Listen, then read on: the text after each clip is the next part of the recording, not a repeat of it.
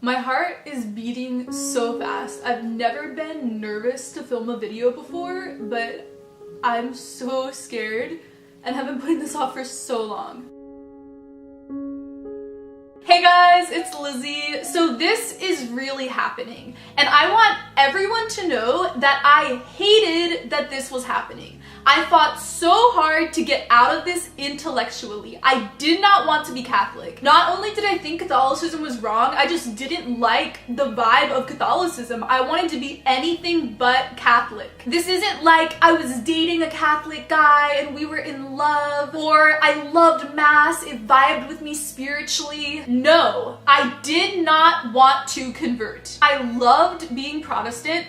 I grew up in a church called Church of Christ, and I was about to move to Thailand to be a missionary for that church for 3 to 5 years. I still miss Church of Christ. I still listen to Church of Christ hymns on my phone. I was doing that this morning during my devotional time. I literally am about to start crying thinking of how hard it was to have to tell my parents that I'm becoming Catholic. A lot of people have been pushing me to come out about this because people have suspected, and the reason I haven't wanted to is because my YouTube channel is public.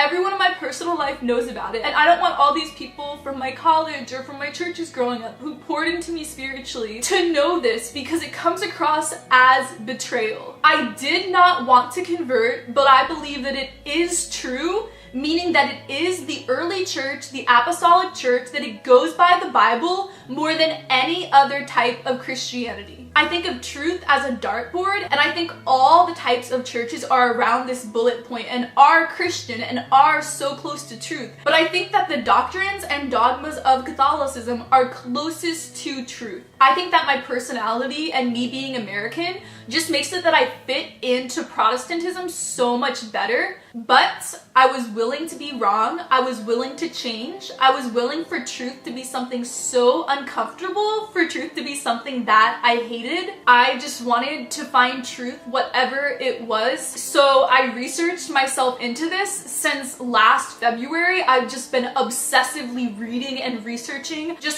so much into what Christianity actually was in the early church. Like I said, I grew up in Church of Christ, which is part of the Stone Campbell Restoration movement. I learned growing up that Church of Christ goes by the Bible and is the early church. Those were the most important things, that we were being like the early church, that we were going by the Bible. But after researching into what the early church was actually like, I was shocked. It just looks Catholic. And I started reading Protestant scholars, atheist, agnostic scholars, no Catholic scholars. I was reading the church father writings, which do come across as really Catholic, but they're not something that Protestants would call Catholic sources. So I read primary documents from the 1st, 2nd, 3rd century. The only tenable explanation of the development of Christianity in the early church is that the original church was the Catholic Orthodox Church in dogma. I'm not saying that the 1st century church had priests, had the creed, celebrated Christmas. So many things were developments through the years, but there were a few basic things that were paramount, central to the early church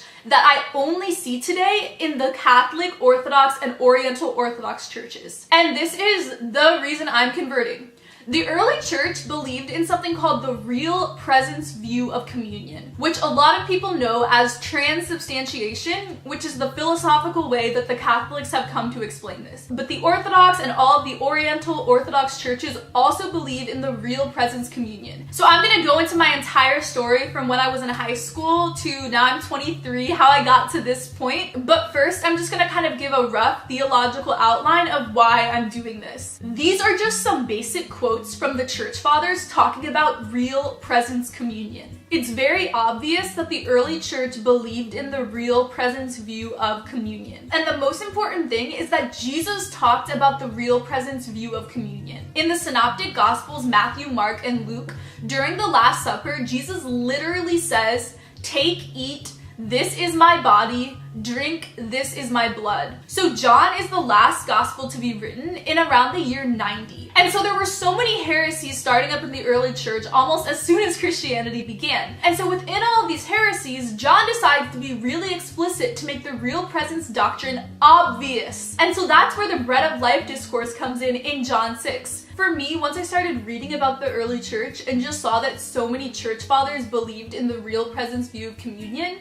after that point, I sat down and I read John 6, and this was the night before Easter of last year. And I remember I had just flown back from Virginia from visiting one of my friends. We'd gone to a Byzantine Catholic Good Friday service the night before, and I remember sitting on my bed in my bedroom and reading John 6. I'd actually read a comment on a video I just uploaded, and one of you guys, my subscribers, told me to read all of the communion Last Supper accounts. And when I read this, I started crying, like sobbing, because I saw the meaning for the first time. And it's crazy because I had just been reading through John, but it's interesting because the church you grow up in completely influences the way you read the Bible. I am the living bread that came down from heaven. If anyone eats of this bread, he will live forever. The bread that I will give for the life of the world is my flesh. At that, the Jews argued among themselves, how can this man give us his flesh to eat? They had the same reaction that I had my whole life, that so many Protestants have towards the real presence communion dogma. Even at the time, they thought it sounded crazy. So it's chill if you also think it sounds crazy. So Jesus said to them, I assure you, unless you eat the flesh of the Son of Man and drink his blood, you do not have life in yourselves. Anyone who eats my flesh and drinks my blood has eternal life, and I will raise him up on the last day. Because my flesh is real food and my blood is real drink. The one, he just keeps going and going, yeah? The one who eats my flesh and drinks my blood lives in me and I in him. Therefore, when many of his disciples heard this, they said, this teaching is hard. Who can accept it? See, they have our same reaction. Jesus, knowing in himself that his disciples were complaining, asked them, does this offend you? Then what if you were to observe the Son of Man ascending to where he was before? And so he goes on, and then some people literally leave because they can't accept this doctrine of the real presence of the Eucharist. So this was the leading thing pulling me into continuing researching, continuing to read more and more about the early church. I believed in the real presence view of communion. Jesus teaches it. How could I go against that? And the Greek towards the end of Jesus saying 4 or 5 times, eat my flesh, drink my blood, is gnawing, chewing, like really graphic language to mean that he means it literally. The reason I'm choosing the Catholic Church over the Orthodox Church is because of Matthew 16, the papacy. We're gonna read that right now too, and I'm just gonna explain the exegesis of the way the Jews at the time would have understood it. And this has nothing to do with Peter being the rock. Obviously, I think Peter is the rock, but a lot of people debate that and it just becomes a crazy argument. So we don't even need that to prove my point about the papacy. Jesus said, Simon, son of Jonah, you are blessed because flesh and blood did not reveal this to you, but my Father in heaven. And I also say to you that you are Peter, and on this rock I will build my church, and the force of Hades will not overpower it. I will give you the keys of the kingdom of heaven, and whatever you bind on earth is already bound in heaven, and whatever you loose on earth is loosed in heaven. When Jesus says, I will give you the keys of the kingdom of heaven, this wasn't a cute metaphor. So at the time, in the Jewish monarchy, there was a second in command position who was second to the king. This second in command dude literally wore the keys to the kingdom around his neck. I'm not kidding. And this is literally in the Bible. There's so many Bible passages about this in Isaiah and 1 Samuel. But what's really important is to understand that we're reading this from a 21st century perspective. So we're like, oh, sounds like a cute metaphor. But at the time, a Jewish 1st century audience, when they hear, I will give you the keys of the kingdom, that's Jesus telling Peter that he's the second in command position.